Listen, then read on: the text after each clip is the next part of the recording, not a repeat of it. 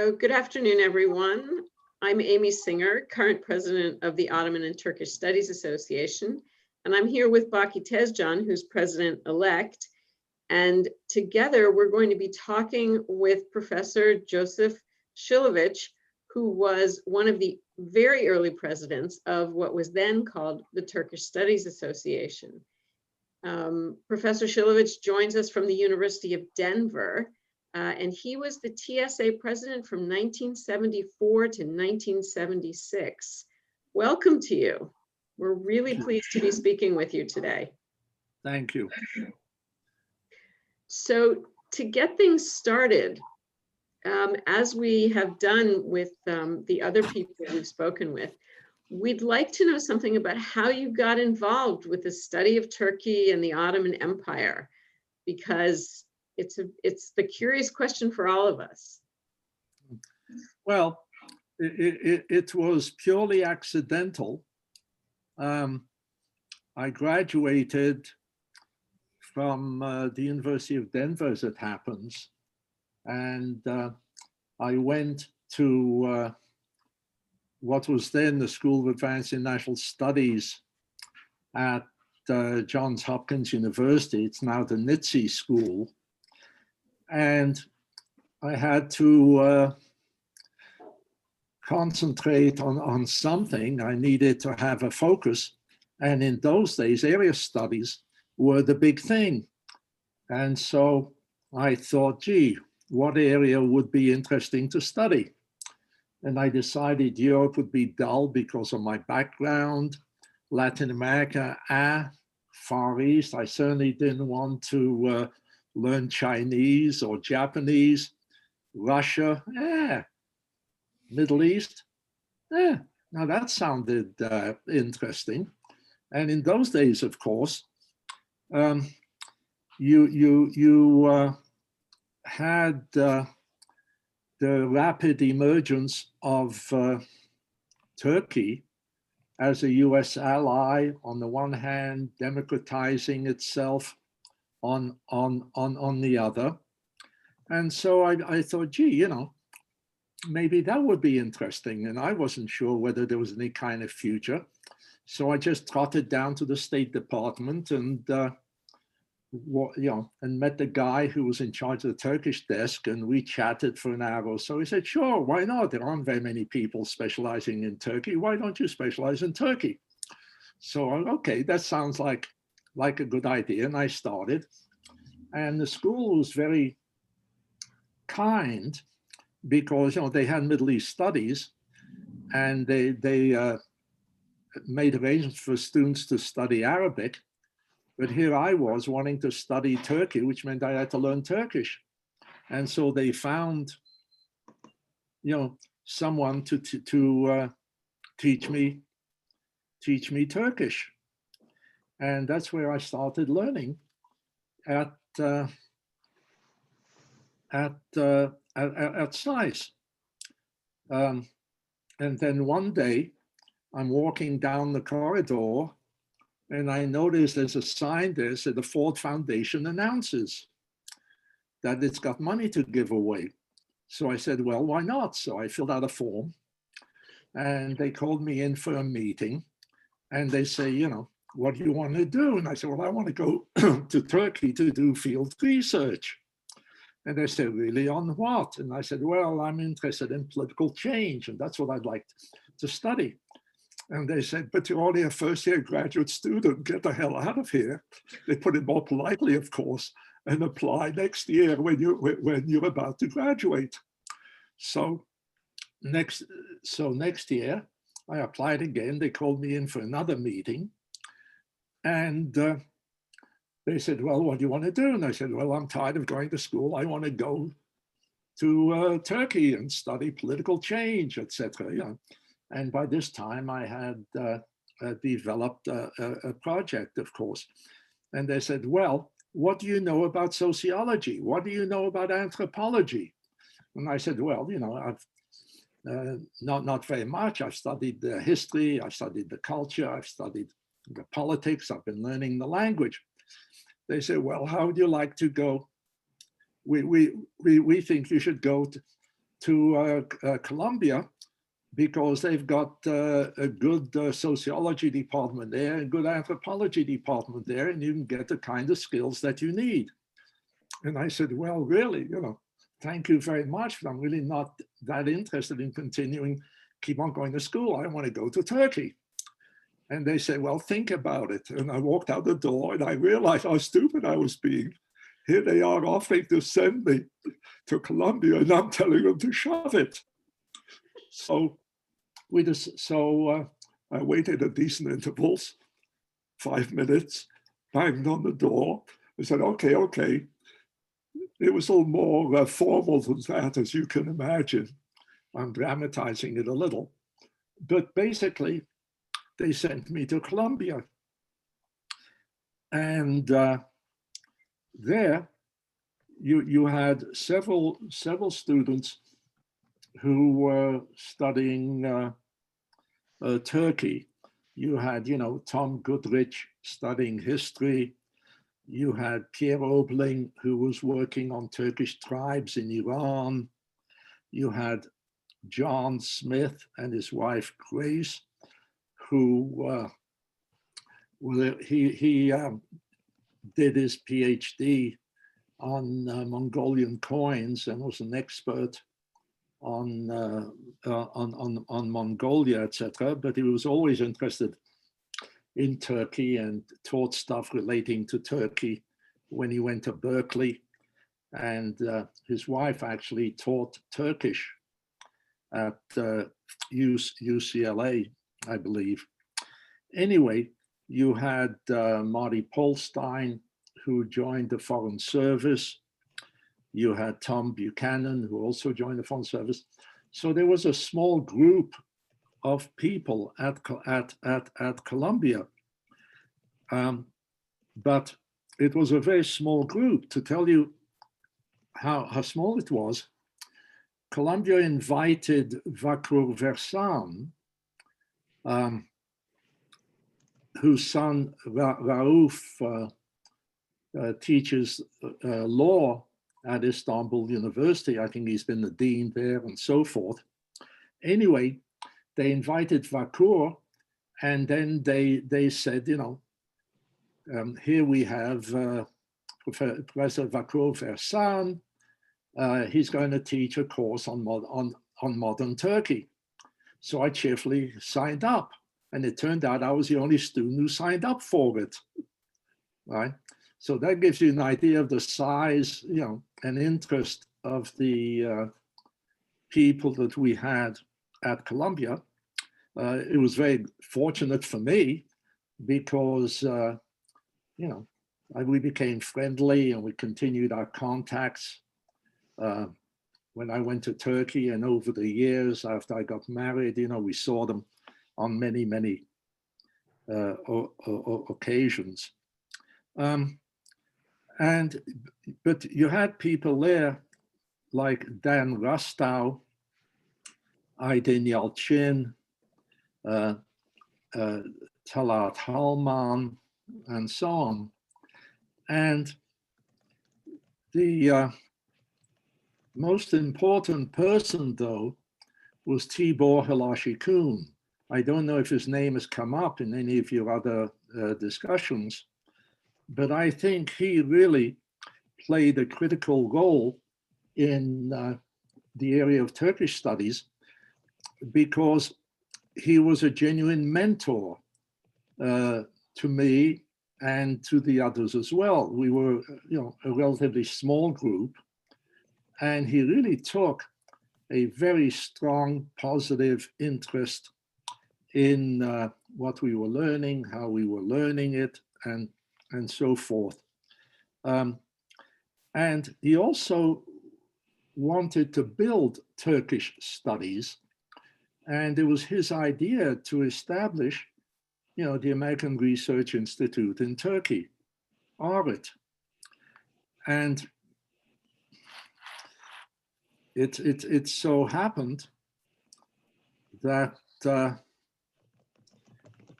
he wanted to get Hans Gudebach from Chicago to be the first director, but for some reason that didn't work out. So he asked me to go, and this was in the 64-65 academic year. And that's when I, established the institute in Istanbul. Tibor had arranged that we would take over Fuat Köprülü's old house in Istanbul, and that's where we lived, and that's where we had the students. A couple of students live there as well, although we also had fellows who lived outside and would just come in to get their stipends or to socialize once in a while and so forth.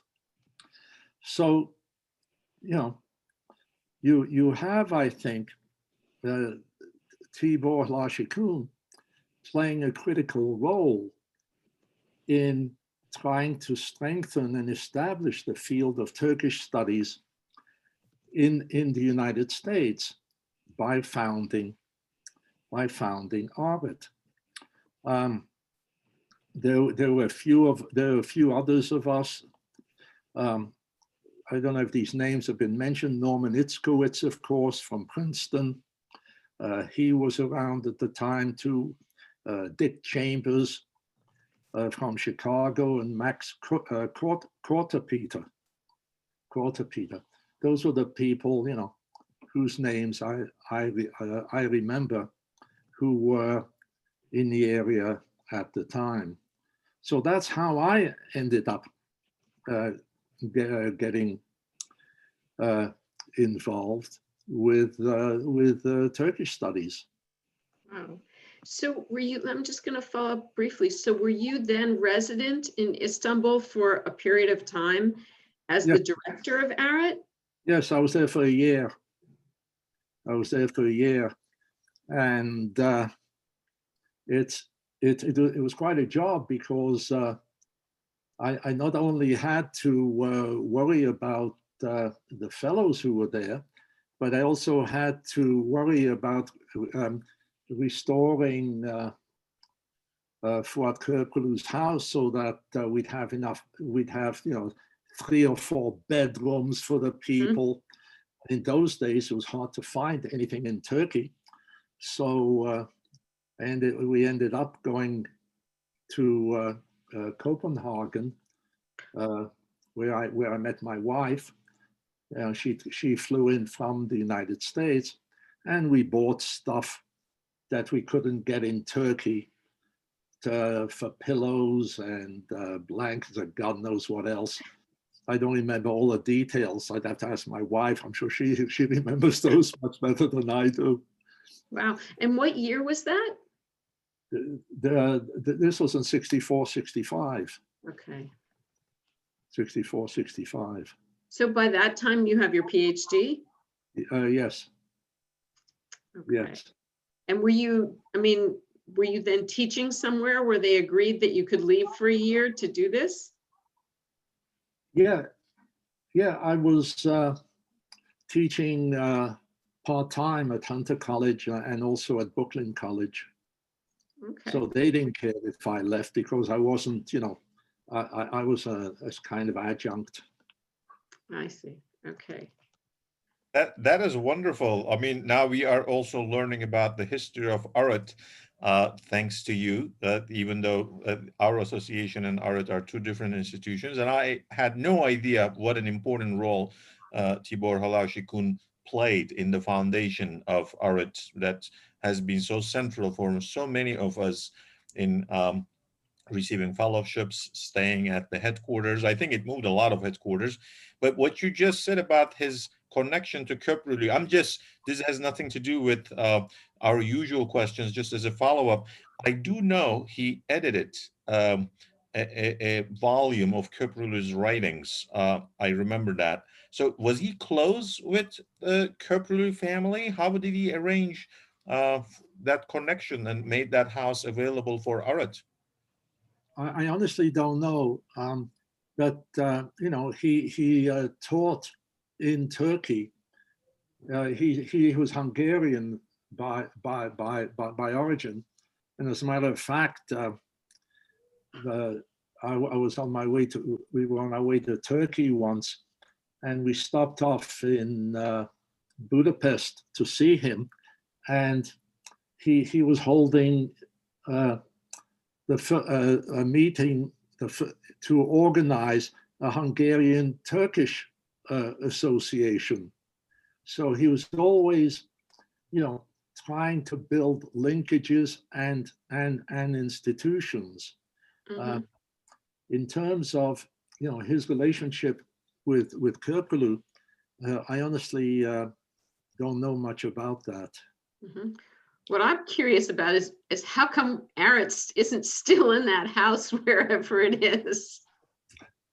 Well, because I think they decided that the house was inadequate. I don't know when they moved. Okay. But it was basically a simple house, and it stood out in Istanbul, I think, for one reason. There was a garage there, and the municipality had planted a tree right in the middle of the driveway to the garage, so that Kirkulu couldn't use the garage because he had done something to irritate and annoy whoever was mayor at the time. Where was this house? Oh, it was down by the waterfront. Wow. I can't remember the details now, but if you went to the other way from the city, and you passed the walls, etc. It was before you got to the walls. There was a big fish market in the area too. Wow. I've forgotten the name. I could dig out the address and all the rest of it. That's tremendous. That's tremendous. Thank you. So it must have been a Republican People's Party mayor in power to do that, I guess. Wow, that's pretty mean. Very, very mean to do that. And by the way, we heard a lot about Professor Halaşikun also from Alan Fisher. Apparently he was also at Columbia, and he did mention Tom Goodrich as one of the more senior students he knew. Yeah. So he must have gotten there after you did. So he said he was a wonderful person and a quiet character. He shared with us how he would walk with the regalia of his university. And I know in Hungary there are a lot of colleagues who work on Ottoman Empire, so that must be partially his heritage. Yeah, I'm sure it is. By the way, this is where I met Bill Griswold. He was one of our fellows at Arat. One day he came to me and said, "Joe, you know something about Colorado. Where is Fort Collins, Colorado?" So I told him, and I said, "Why do you ask?" He said, "I've been offered a job there at Colorado State University." And to make, a long story short, he lands up in Fort Collins the same year that I'm offered a job here in Denver. Oh. So the two of us, have continued our relationship since we met in Arat. Wow. Is that a 200% increase in the number of Turkish specialists in Colorado? Oh, absolutely. Absolutely. Oh, that's wonderful. You already talked about the sort of your graduate education. It sounds like you had a perfect mentor in Turkish and Ottoman history in the person of Halaşikun, and the cohort was not large, but included a lot of distinguished names.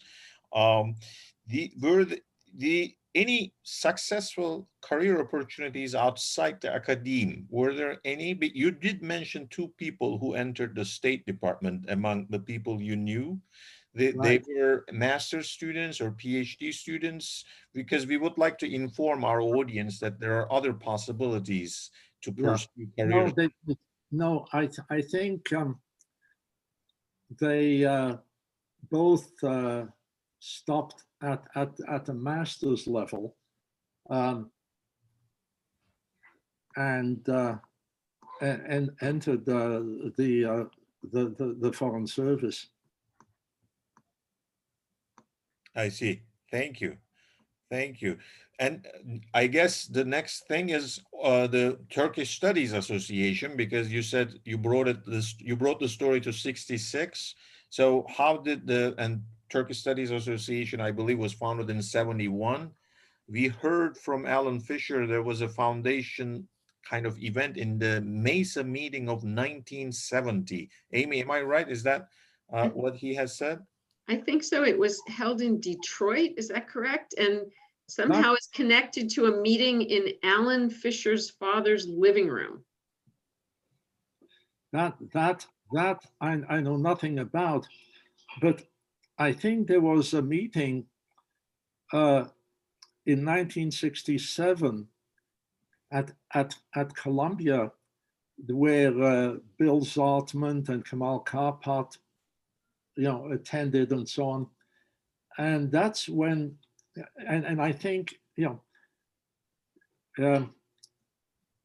have to give tremendous amount of credit to Kamal Karpat, because he always had the idea of starting an association of scholars interested in Turkey. And I heard someplace, I don't remember where now, that he talked about it with Bill Zartman as early as around 67, 68, the late 60s. Kamal, I think, was unhappy at the poor state of Turkish studies in the United States. There was a handful of academics, right? You could count them on the fingers of two hands, probably. But the first organizational meeting, I think, took place in 1971 here in Denver, of all places, because there was a Mesa meeting. That's my misremembering. Denver, not Detroit.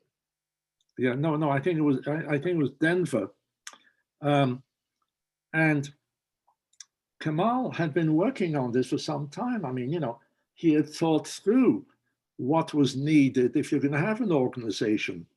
He just didn't show up and say, hey, guys, let's have an organization of Turkish scholars. This is something he'd been thinking about and working on for at least a couple of years by then. And he had bylaws that he had prepared. He'd contacted people, saying, there's a Mesa meeting. Why don't you give a paper and we can talk about Turkish studies, kinds of things. And the names of the people who were involved, I think, included, Howard Reed was there, Walter Weicker, Rod Davison, Dick Chambers, Bill Griswold was there too. I'm pretty sure, and I was there. There, of course. I don't remember why we had the meeting in the Brown Palace, which is a big, famous old hotel in Denver. Eisenhower stayed there. That kind of hotel. But we did, and he had. Kamal Karpat had done all the necessary preliminary work. He had contacted people to urging him, we ought to think about doing this. We're going to have a meeting, etc., and so forth. And I think that Kamal deserves credit for being the founding father of Turkish Studies Association. We met Kathleen Beryl, by the way, might have participated. She was in Denver at the time. She was working to organize the people who taught Turkish language and literature. And she needed a place to hold a meeting. And so she asked me, since I was, on the spot, if I could find a room for her where she would have their meeting. And of course, I arranged that meeting. So do you know, is Kathleen Burl the one who came up with the idea for the Association of Teachers of Turkish? Do you know anything about so she was the beginning of that? Yeah, yes, I think she was. As I say, she's the one who approached me saying, we're going to be having a meeting, blah, blah, blah. Can you find us a space for us to meet? So, yes, I would certainly consider her, the founder, if not one of the founders. Right. Thank you so much. Was Halil İnalcık at the time in United States yet? What do you remember at all? He came to University of Chicago from Ankara University, but I don't exactly remember what year he came. But I think Alan Fisher mentioned his name to us as one of the people who was involved at that meeting that he said was in 1970, a previous year at an earlier MESA meeting. But maybe he was just there for one.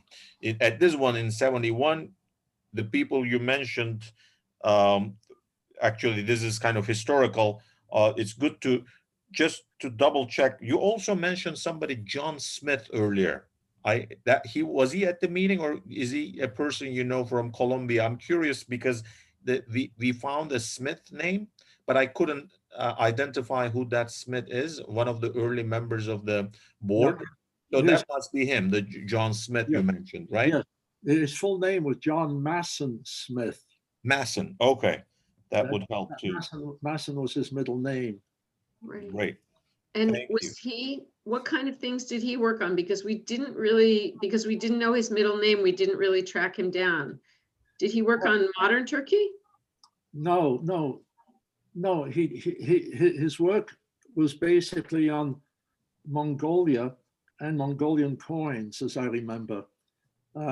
He started out tracing the distribution of Mongolian coins. He was interested in, where Mongolia had engaged, I guess, in trade and finance, economic interactions with other places, political interactions, and so on. So as far as I know, he spent his time working on that. His focus was primarily on Mongolia, although he was interested in Turkey and Turkish studies as well. Okay. And then you mentioned the name Bill Zotman. I couldn't get that one. Amy, could you get it? Zartman. I wanted to Zartman, right? Yeah. And I somehow have lodged in memory that he worked on Iran, but maybe he shifted to Iran, or was he always interested in Iran more than Turkey? I don't know. I can't. Okay. That I don't. I don't remember. That's okay. But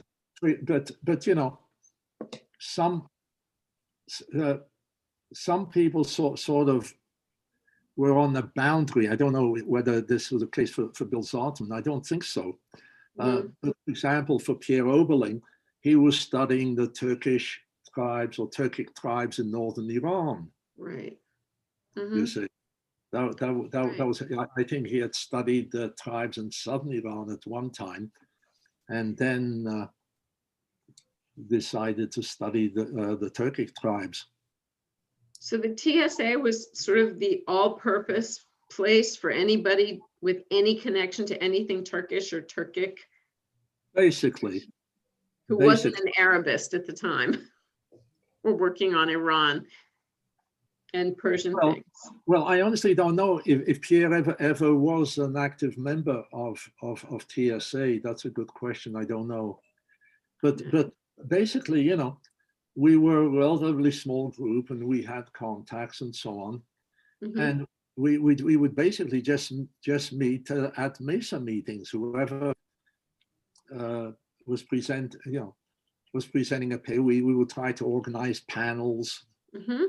that kind of thing at the MESA meetings, and then meet socially and have a business meeting. And that was about it. And we'd be a handful of people. And so these business meetings, I'm very curious, what was the business at hand at the time? Well, it's basically you had to elect people to the board. Mhm. You had to elect officers.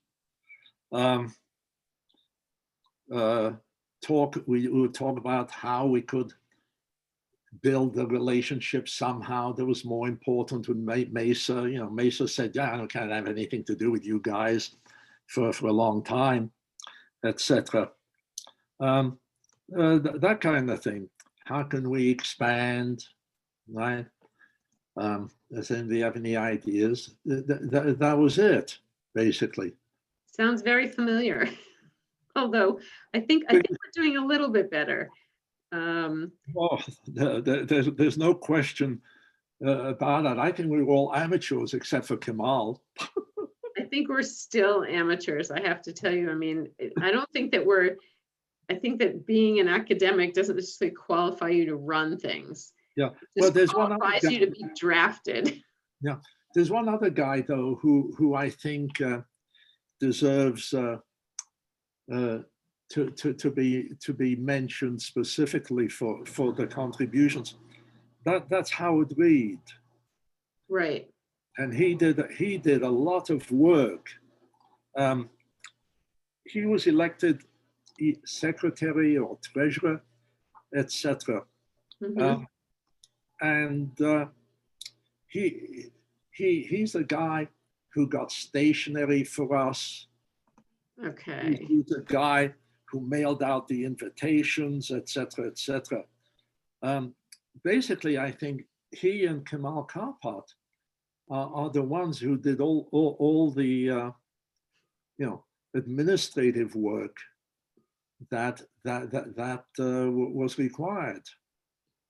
This is really interesting that you say that, because in the list of Turkish Studies Association officers that was published for the first 25 years of the organization, it was published in 1996 in the Turkish Studies Association Bulletin. And the list of officers in the first year includes the president, the treasurer, and the directors, but it does not include the name of the secretary until 1973, when the secretary is listed as S. Fisher. So it is not surprising that the secretary remains invisible in the early days. Yeah, but whatever Howard's position, he certainly was an important factor in organizing us, in helping us to reach out. As I say, it was his idea that we ought to have stationery with our name on it, etc., etc. That's impressive. That's very impressive. I remember meeting him numerous times over the years. And he was always very engaged and wanting to sort of get things going and start new projects. And he always had some project that he was just finishing and another one that he was starting. It was he was a great kind of model to meet, because he had so much energy and enthusiasm.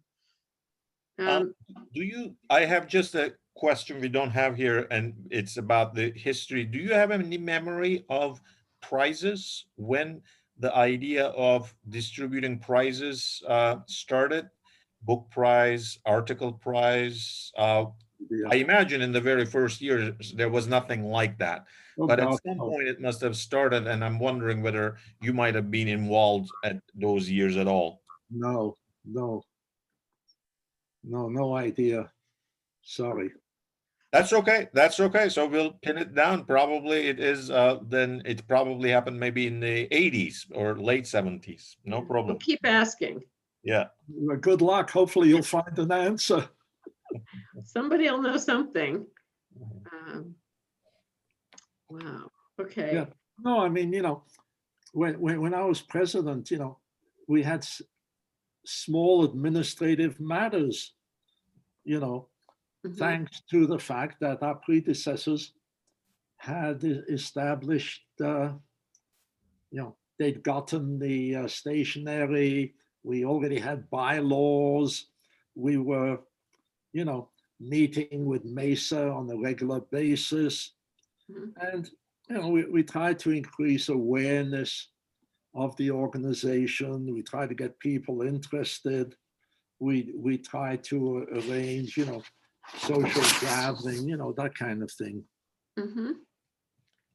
How did early elections take place? Did that happen at the business meeting? Did people Yeah. just Yeah. vote with their hands up, or did you distribute envelopes, etc.? Because now we do everything by email. It will be interesting to know how they did it in the past. No, whoever was there at the meeting, don't you think it's that you ought to be a secretary?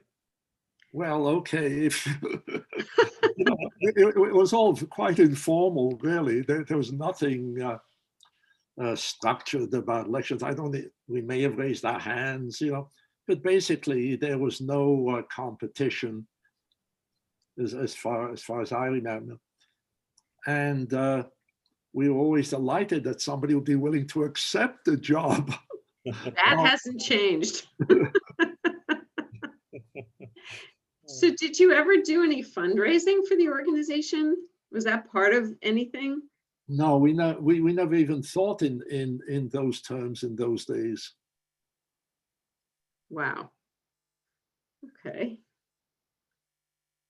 It's a different world. Oh, well, it is a totally different world. One of the things I was curious about, for example, how many members are there now?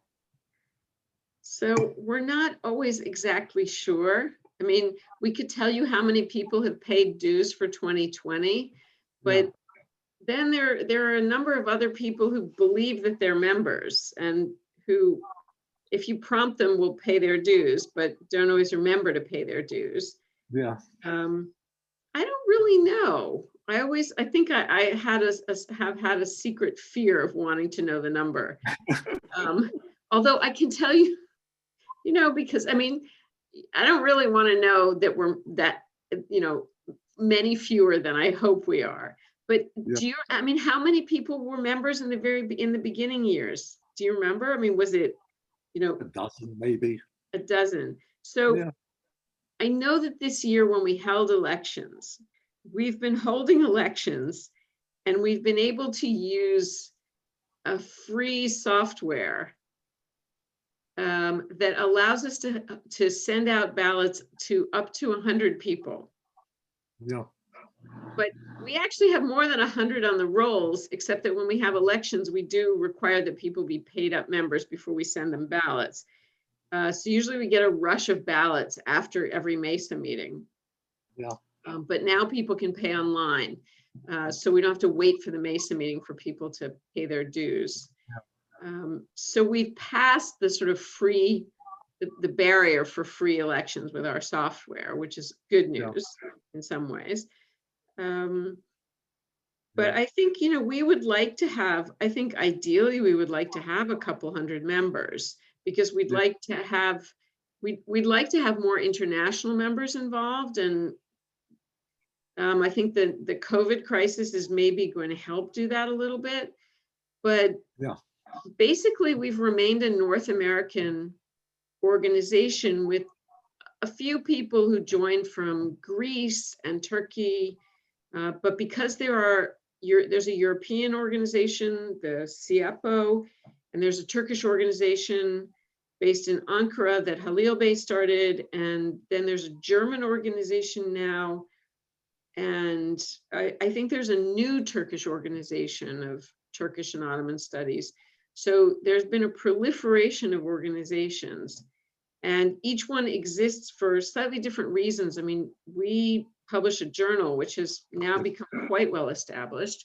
The CIAPO holds a meeting every 2 years, I think. The organization that Halil Bey founded, which has a funny combination of letters, which get pronounced IOSA. It's the International Organization of, no, the International Association of Ottoman and Turkish, no, Ottoman Social and Economic History. I'm sorry, I completely mangled that.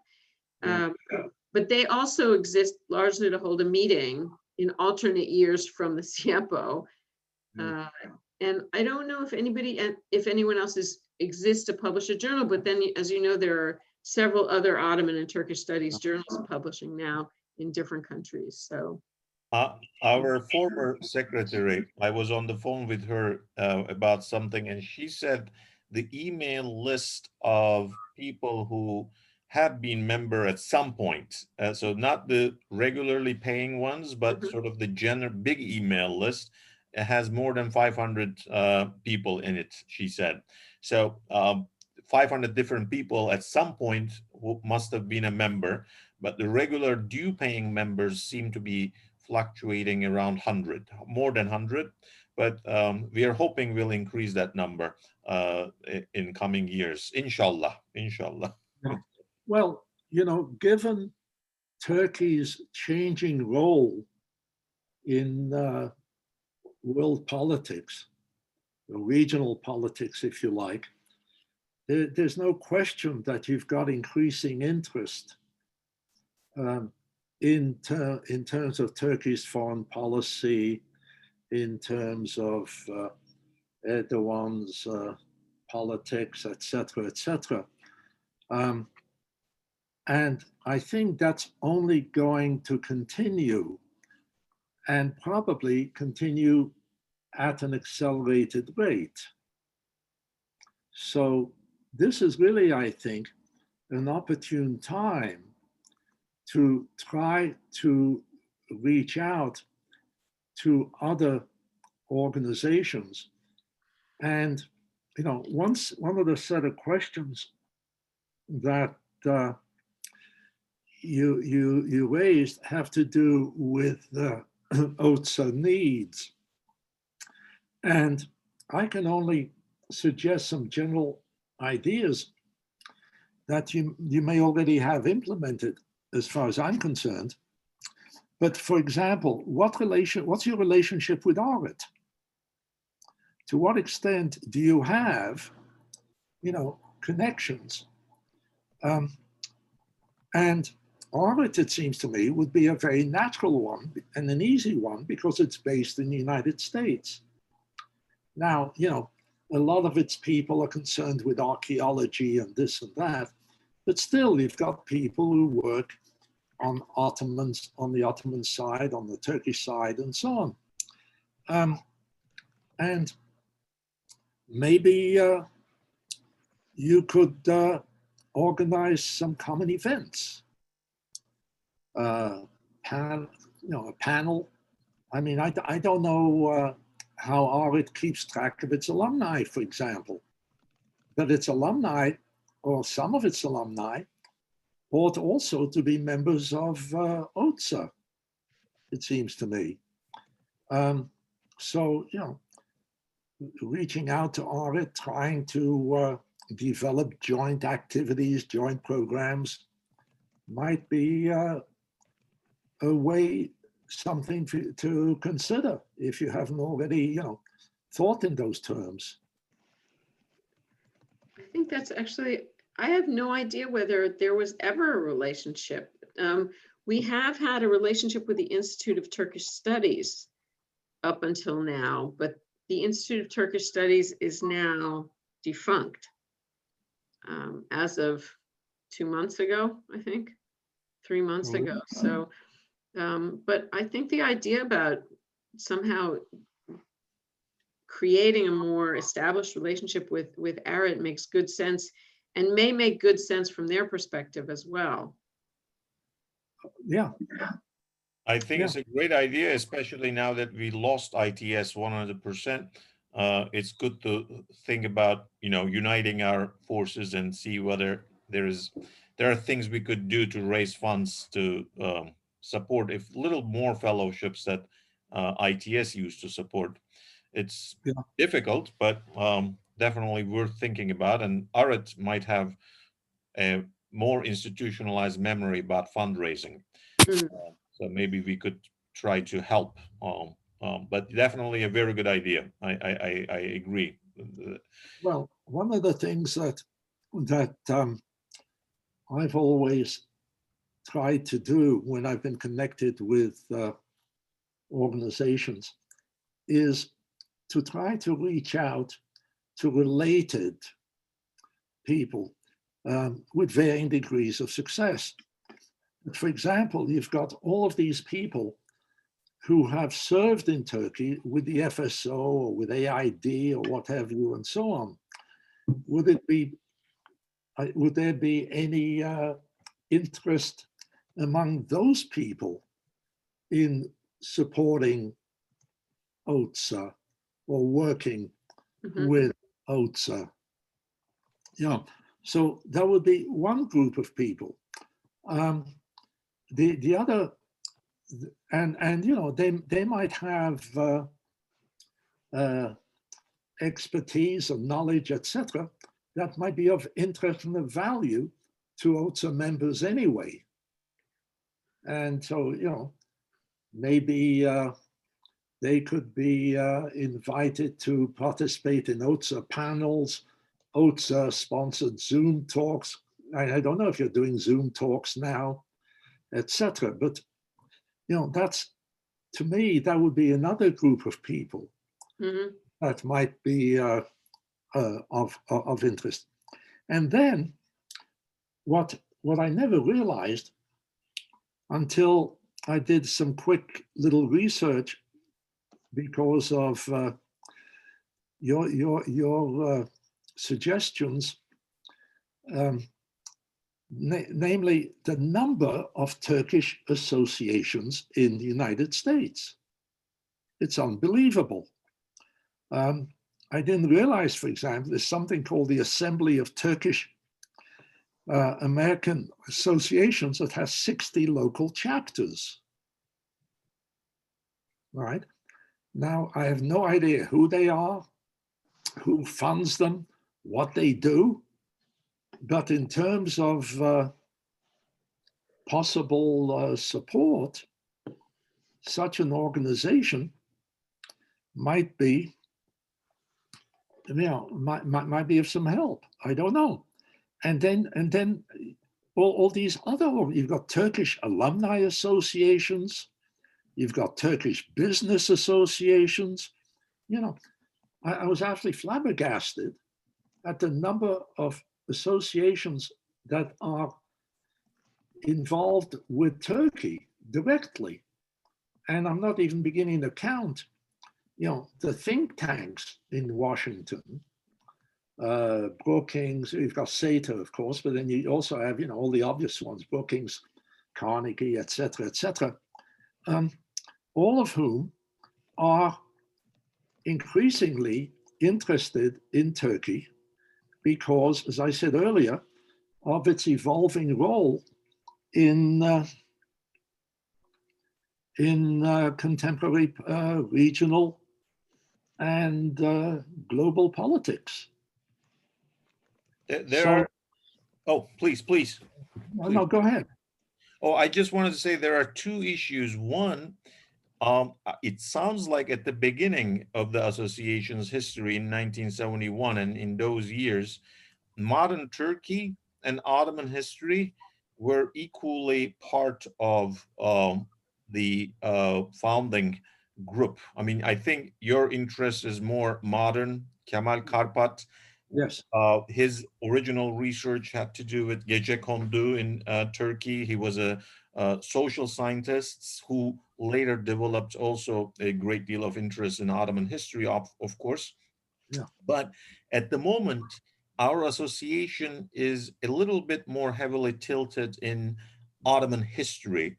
And we, of course, have members who work on modern Turkey, but just a little bit, the weight of Ottoman history is just a little bit heavier. So one of the things we need to do perhaps is to bring modern Turkey also to the fore. That is one issue, and we are thinking about that actually. And the one that you said about the Turkish associations, there the challenge is politics. Usually associations of immigrants have a certain vision about where Turkey should go, and overall though that vision is not a problematic vision, but their values are just a tad bit too nationalist for our purposes, because we also value the pluralism, we value the diversity. And when you value diversity and pluralism, a nationalist discourse doesn't always mesh well.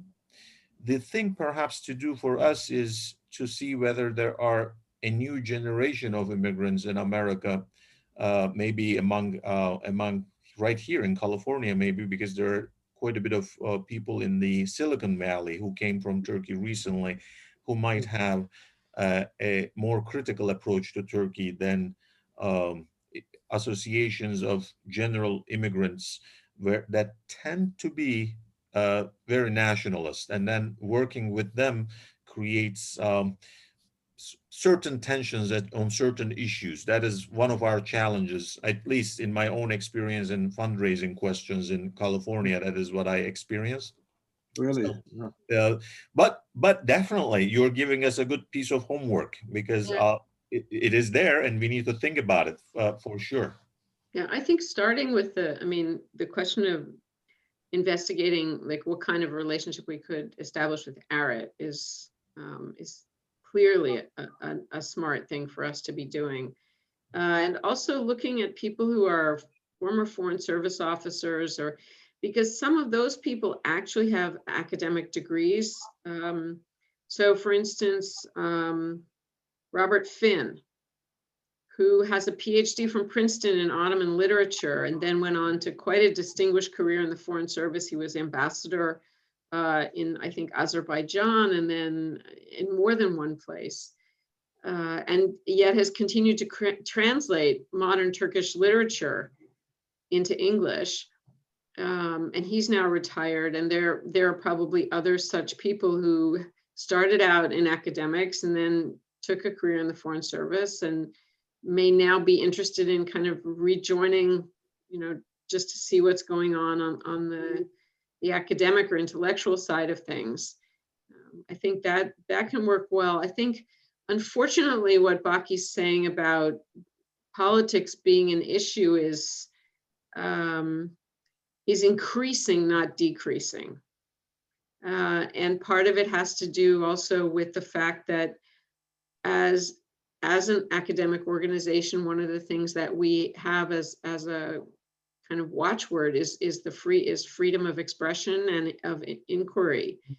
And we now run into the problem of people among our colleagues from Turkey who have had to leave Turkey or another, usually under very problematic circumstances, and they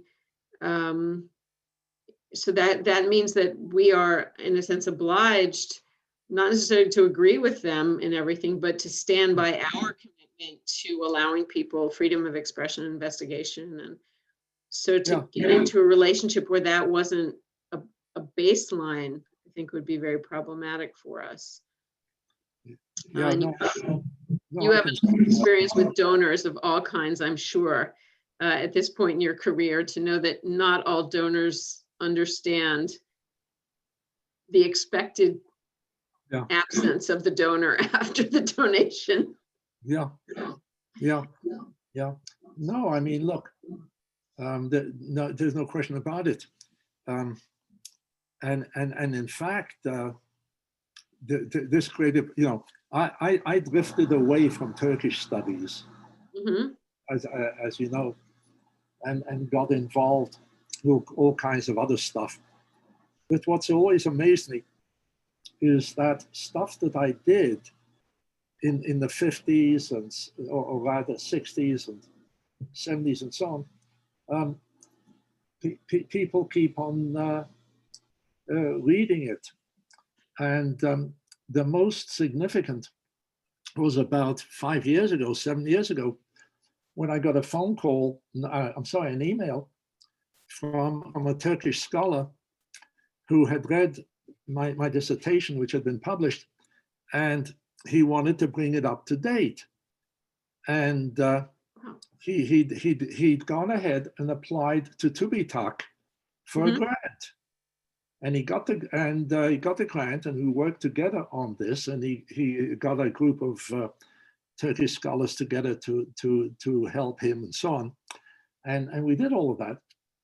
And then he was really worried when we were finished that TÜBİTAK wouldn't pay him because he and his wife had signed that memorandum that you may have heard about, dealing with Southeast Turkey, etc. And he was obviously on the blacklist, and he was very worried that he wouldn't receive the money to pay, the scholars that had been involved with this project. But fortunately, they did. They did come through. They did come through. Yeah. So I can see, that this could be a huge problem. But on the other hand, you do have these think tanks. Yes.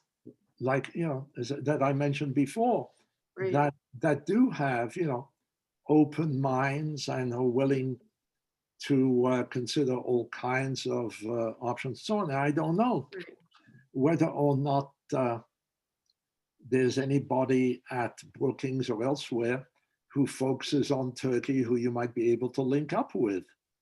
Yeah. No, that is definitely a very valuable reminder to us of the other organizations that exist.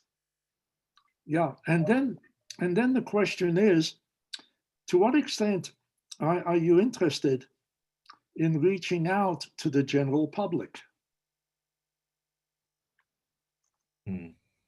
I think that, most of us in one way or another are involved in that through our universities. It's one of the, it's very hard not to be when your university says, we'd like you to be interviewed for our paper, we'd like you to speak on the radio. Yeah. And people certainly do those things. I lived in Israel for about 30 years, and there it was, we were called upon, all the time to comment on things going on in Turkey. Everybody who was involved in any regional kind of field was always being called on to talk on the radio or on television. And then the question was, between the time that they drafted you to do that at 10 o'clock in the morning and 6 o'clock in the evening when you were supposed to appear, was there something that had happened that was more cataclysmic than what you were supposed to talk about and had knocked you off the agenda? Yeah.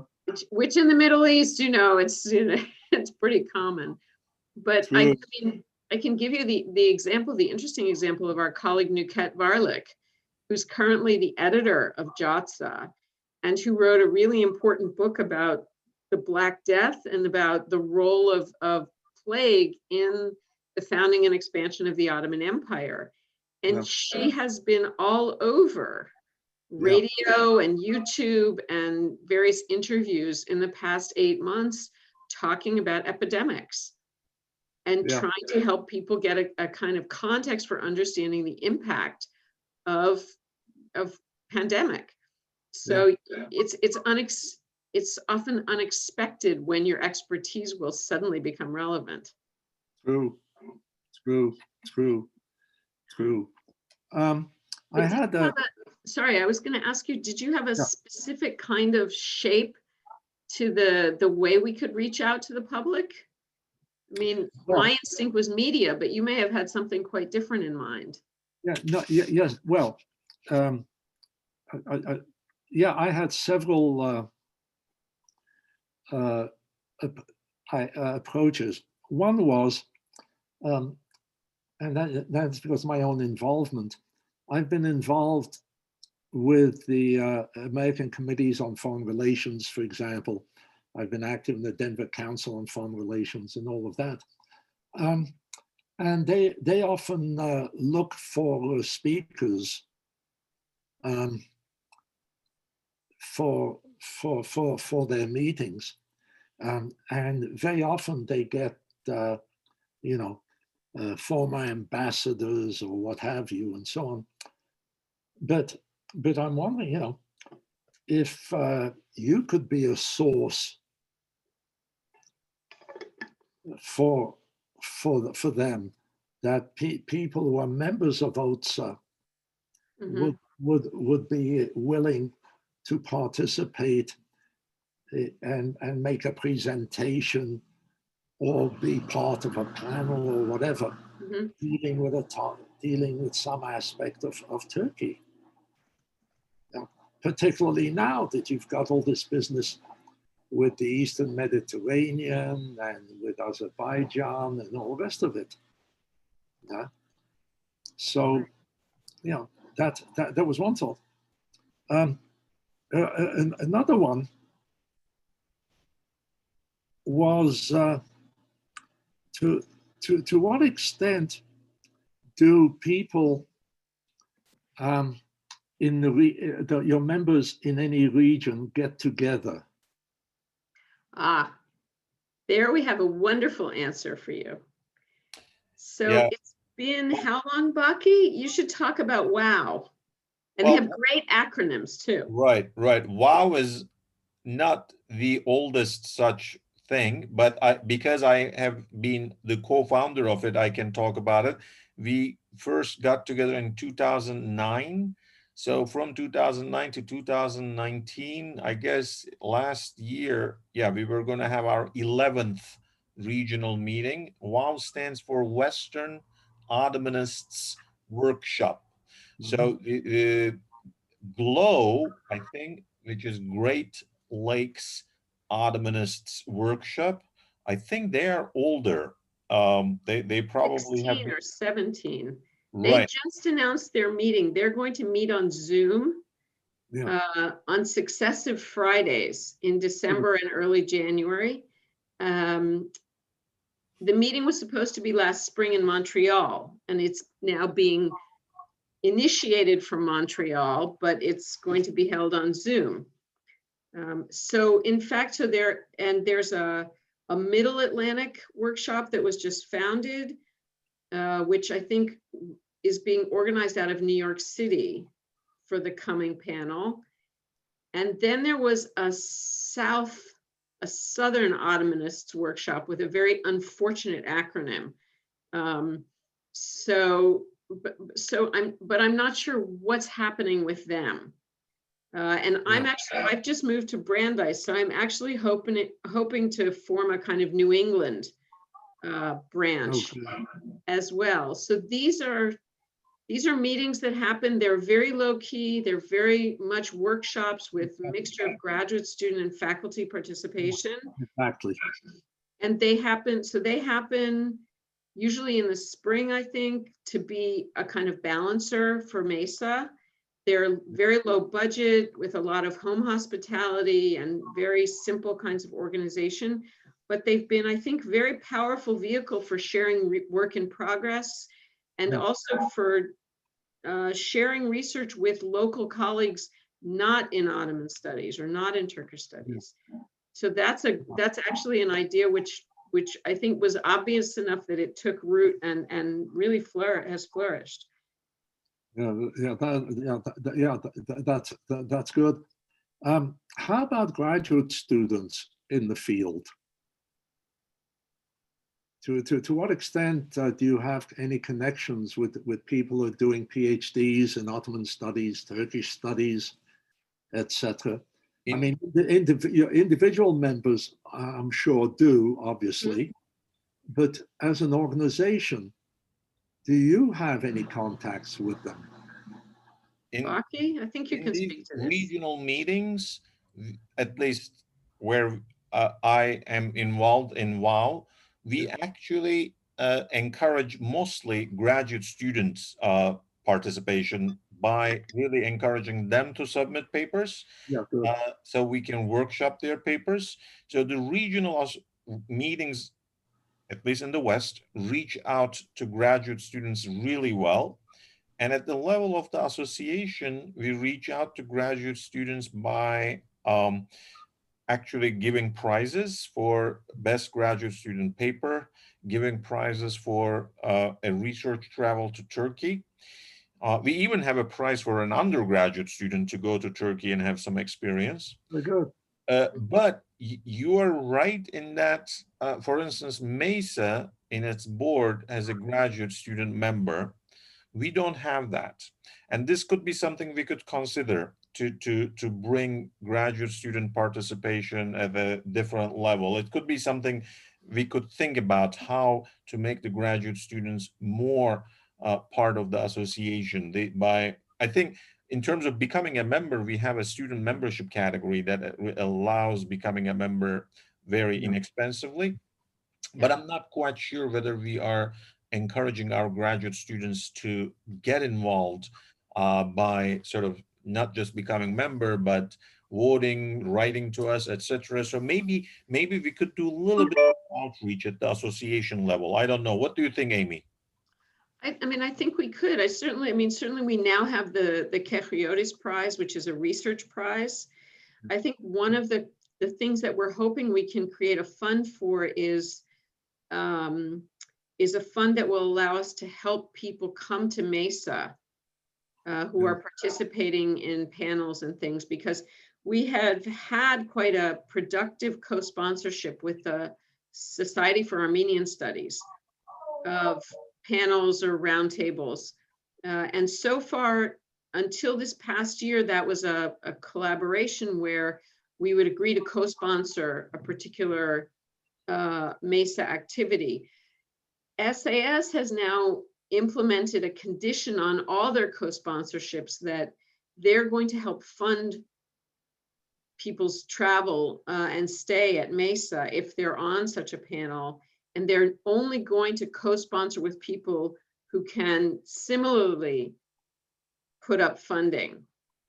And we haven't been able to do that thus far. So that, I think, is maybe one of our next challenges, because we would be very sorry to lose the partnership with the Society for Armenian Studies. I think that's been a very important, it's been a very important statement for the organization.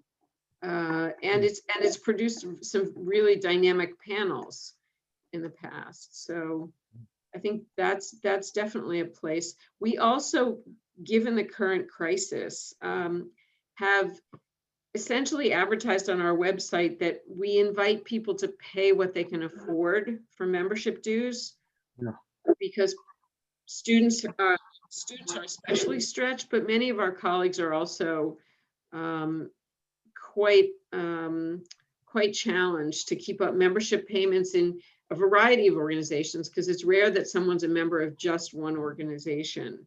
And we recognize that we have lots of colleagues who have adjunct jobs, who don't have a kind of steady, predictable income. So we're trying to make it possible for people to become part of the organization without necessarily policing what they're paying in dues.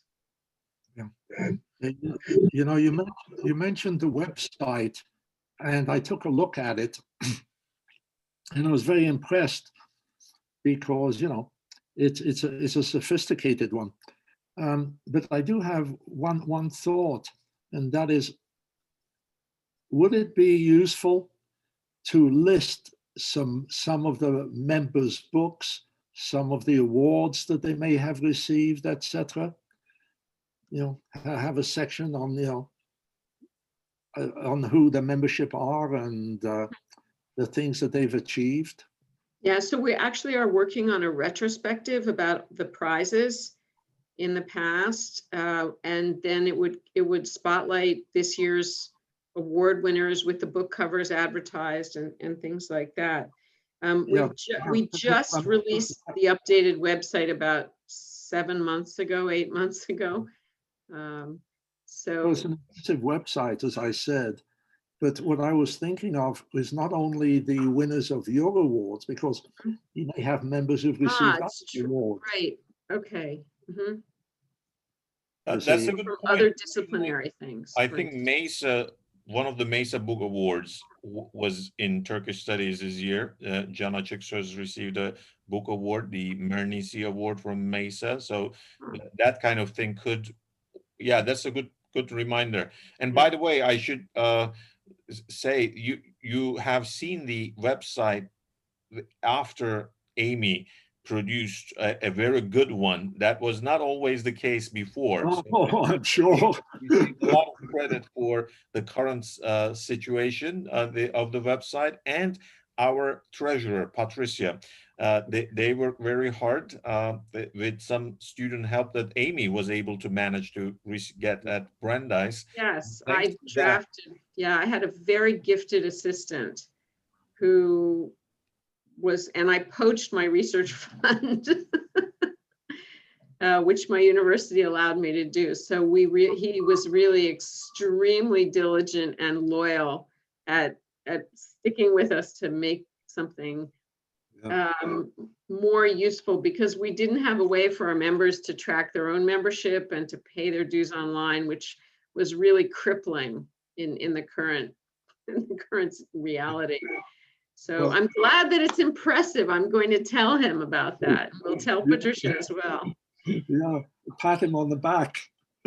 Oh, yeah. I mean, he's a wonderful person. Well, but when you talk about websites, given today's world, have you given any thought to the possibility of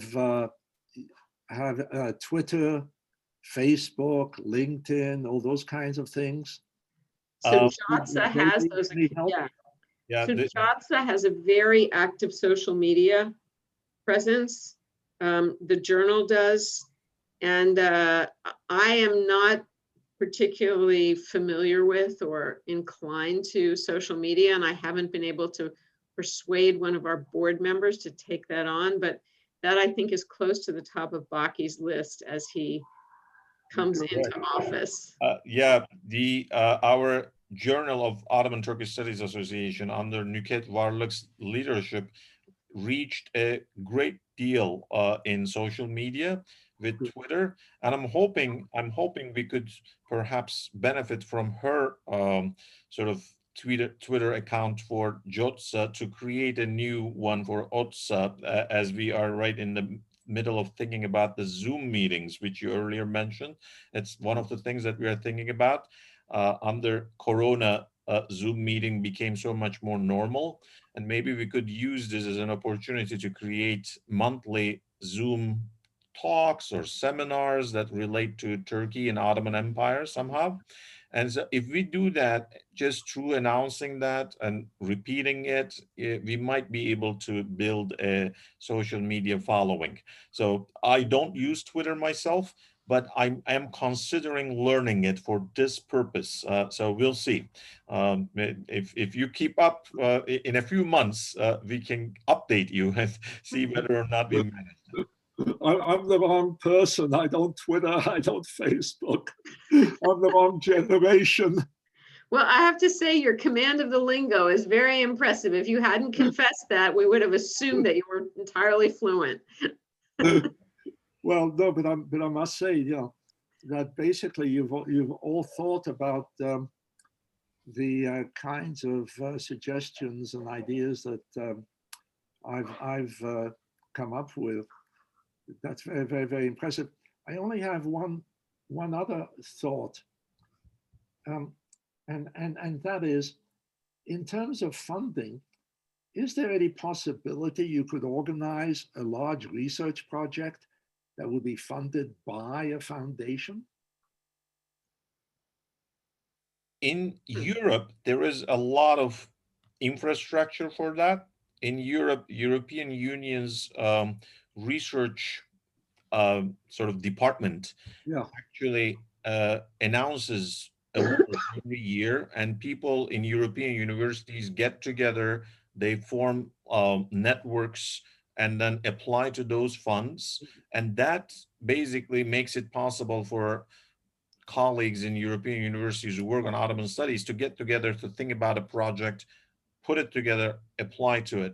In Right. United States, as far as I know, uh, most of humanities research projects that are funded for individual applicants. So you apply as an applicant to National Endowment for the Humanities for a fellowship.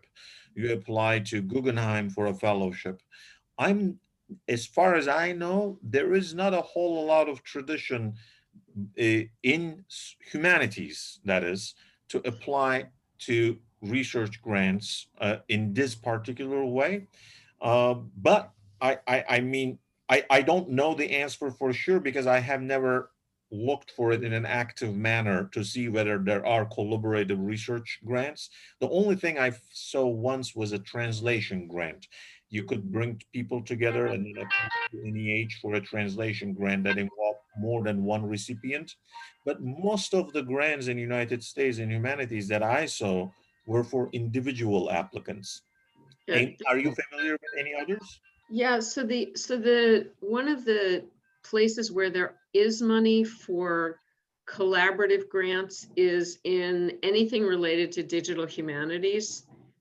So if you have a digitally based project, and I'll give you an example of one in a second, those grants assume that you're putting together a collaborative team of people. And I was involved in an initiative a couple of years ago, which is one of the things I'm hoping to go back to when my term as OTSA president is over. And so we had a meeting that was convened around the question of if we were to think about leveraging digital humanities technologies to create basic resources for Ottoman and Turkish studies, what would be the kinds of things that would be sort of basic tools that we're missing? And the thing that we workshopped toward was an agreement that we do not have a robust way of answering the question, is this place that place? So for instance, I'll give you the example nearest and dearest to my heart, which is the city of Edirne. So is Edirne Adrianople? And is Adrianople Andirnople and Endirnople and Odrin? And is it the same in 8 or 10 different character sets that serve the record of Ottoman and Turkish history in the Balkans, in the Arabic-speaking provinces, in minority languages like Armenian, like Hebrew, and so forth and so on. And we actually made it a fair way along the path towards figuring out with whom we would work and how to do that. But that's a big job and it requires a huge time commitment.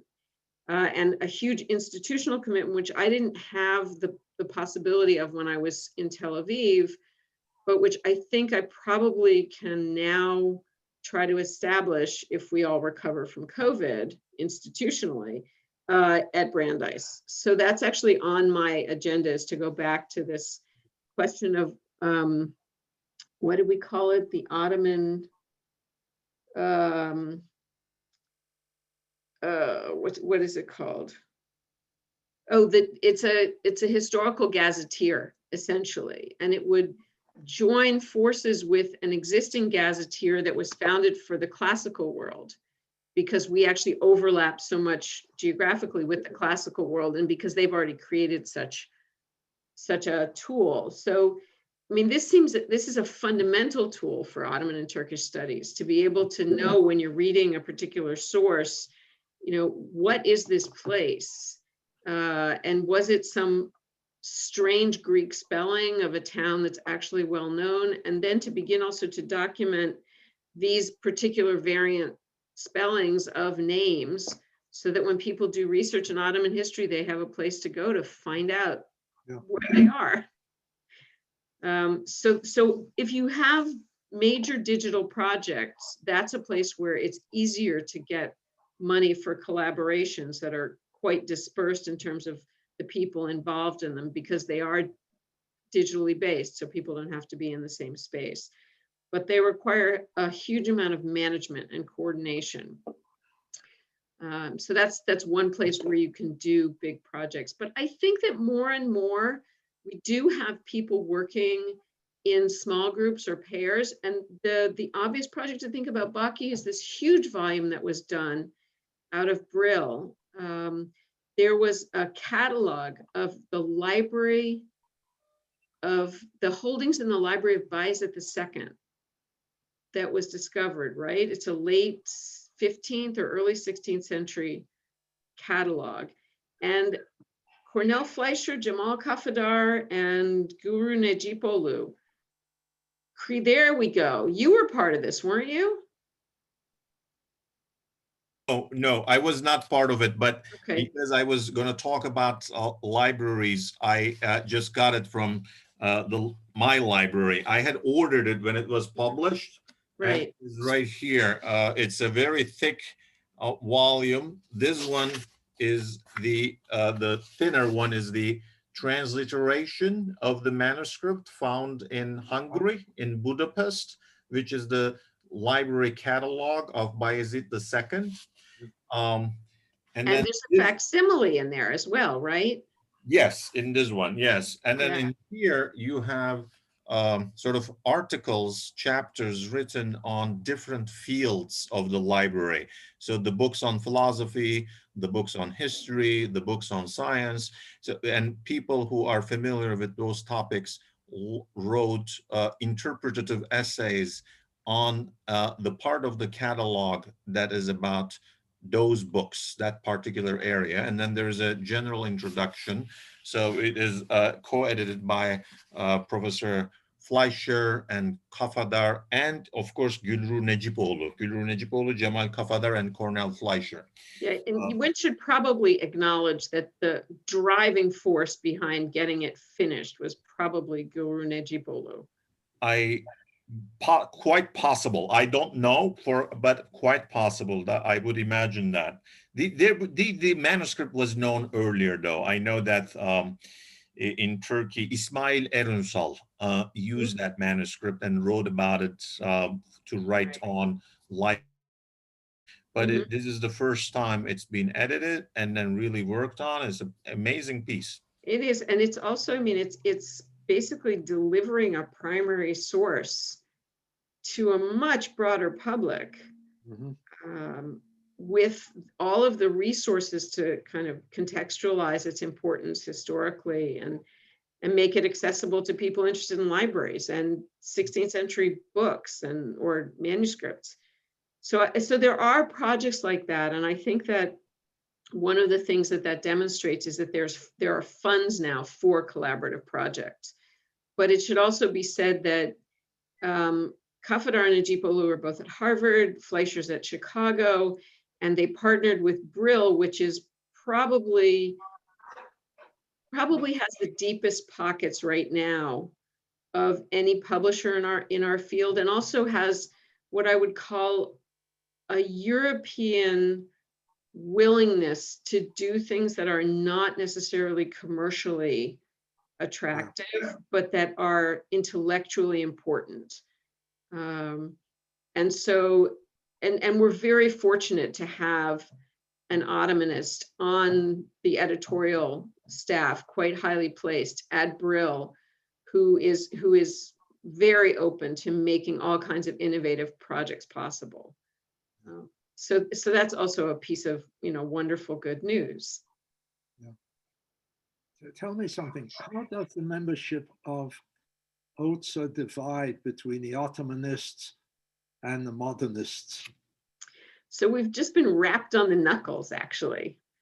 by the more modernists and by the social scientists, as well as the literature scholars, who I think rightly complain that they're underrepresented in the leadership. And Nuket Varlik, again, the editor of JOTSA, who I think is in her 3rd or 4th year as editor, has really gone to great lengths to make the journal reflect the diversity of membership. And so recent issues and issues in the pipeline, I think, are very consciously being designed to give a bigger platform to the social scientists and the modernists and the literature scholars among us. Yeah. So I don't know numerically, but I do know that we've kind of been called to order on that particular point. Yeah, I'm hoping to, in these monthly seminars, I'm hoping to do quite a few on modern Turkey as well, so that people who work on modern Turkey could recognize Ottoman and Turkish Studies Association as an organization that, you know, follows it. So I think there are a lot of people out there who do work on it, but they prioritize their professional associations as their as the association that they identify with most strongly. So the anthropology or sociology or political science, Right. and they don't as much see Ottoman Turkish Studies Association as a professional association for themselves. And I think we could do a little work to get them join us as we do with the historians who more see us as their association. Yeah, I think that part of the reason for that also is that professionally, more so than the historians, they are under great pressure to publish in the journals of their respective fields. Yeah. And I think that they get a very heavy message that those are the publications that count more and that are certainly expected of a file coming up for tenure. Yeah. So we're fighting a little bit of a structural battle, and we certainly don't want to, you know, undermine anybody's professional standing in the places which are going to be counted. But our journal now, JOTSA now, is ranked, and it's also carried on Project Muse and in JSTOR, all of which actually is quite meaningful for people when they're kind of demonstrating where they're publishing their work. So again, Nuket, driving force in this. Yeah. Well, you're certainly doing a great job with the association. We're And when I trying. think back of what it was like when we started. Yes, but you all had the imagination to establish it. Yes. No, as I said, imagine, I think, you know, Kemal Karpal, Dan Rastow, Mhm. and Halashi Kuhn, you know, Rod Davison, you know. They Yeah, were the ones who really had the imagination. Mhm.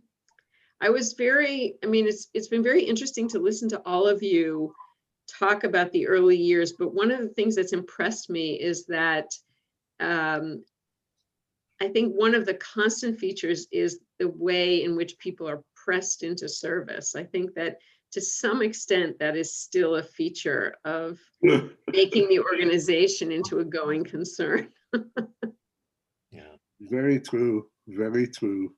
Yeah. But people appear. Oh yeah. Yes. Yes. They do appear, Yes.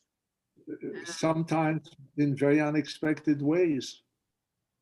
Yes, and we've lately had one or two people write to us completely unsolicited saying, I've had a career in thus and such, which involved Turkey, and I loved it, and I got really interested, and I'm now a member of your organization, and how can I help? Yeah, exactly. Which has been a kind of startling. I think we're so much in our little academic world that we've forgotten perhaps that we have a potential membership in some very different places.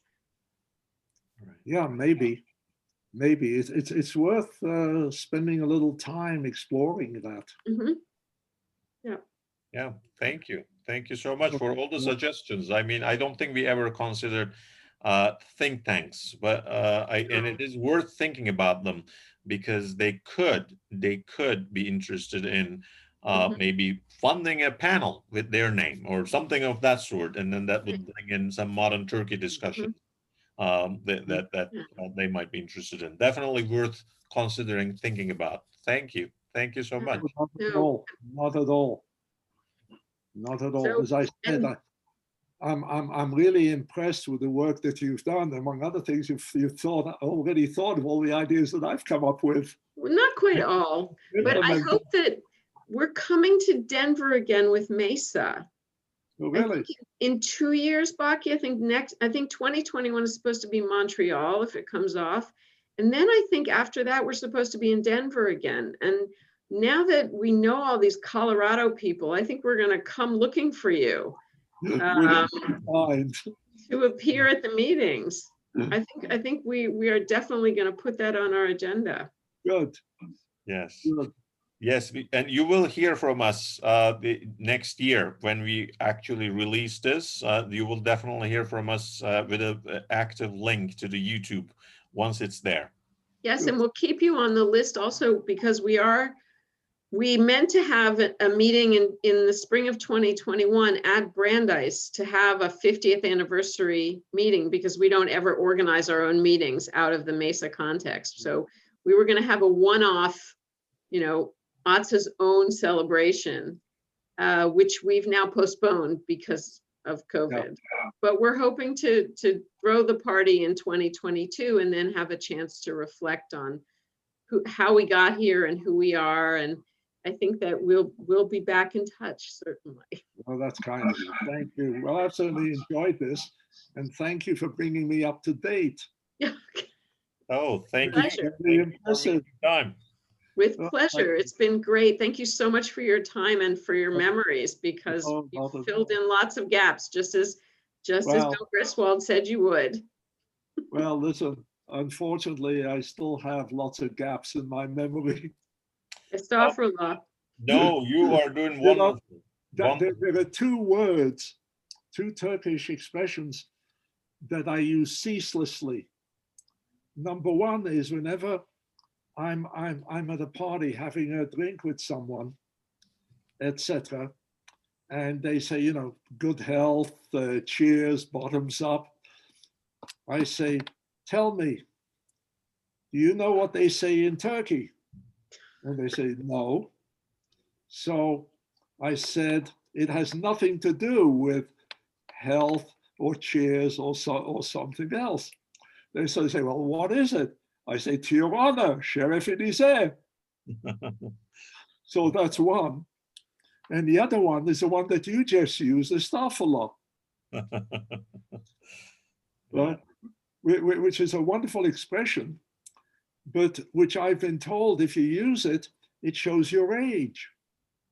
Oh, no. Don't use it so much anymore. No, it doesn't. No, I use it all the time. I use it all the time, and I think people still use it often in Turkey. Well, I think so. Very well. They're both interesting. For example, why and how did the expression Szyliowicz gain hold in a Muslim country where you're not supposed to drink? Well, I think the elite, among the elite, educated elite, there was a continuing traditions for centuries where people drank. So I don't think but why the honor part? You see, but why the honor part? What does that mean in terms of Ottoman culture and the role of honor within the culture? Well, it is what matters, right? Exactly. But it matters in Ottoman culture, not necessarily as much in other cultures. Right. Maybe. Jeffrey Lewis would have an answer for us. Yeah. A very good point.